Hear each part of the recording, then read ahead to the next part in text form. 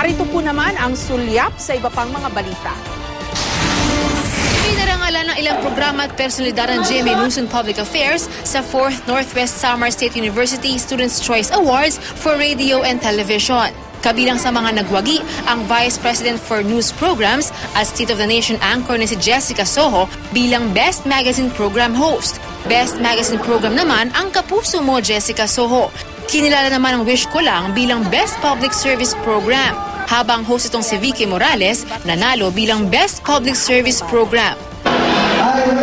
Best Documentary Program naman ng Eyewitness. At ang isa sa mga host itong si Cara David, pinili nilang Best Documentary Program Host.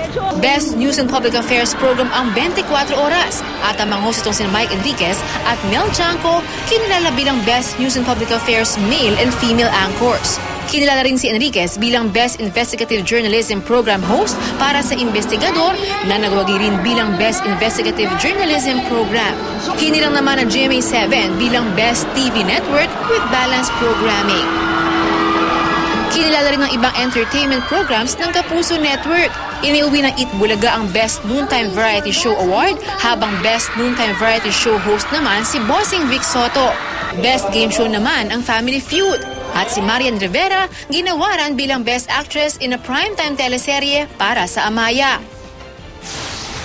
Dalawang investigative shows naman ng GMA ang kinilala sa 2013 Hildegard Awards for Women in Media and Communication.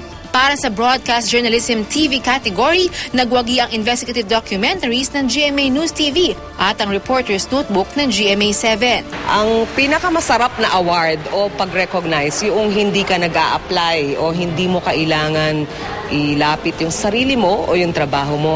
Kasi ibig sabihin nun, tunay na nabantayan siguro yung magandang nagawa ng programa natin. Kami sa Reporter's Notebook, ginagawa namin lahat every week na mas maging matapang at the same time, balance and fair. Walang kinikilingan, pawang katotohanan lamang.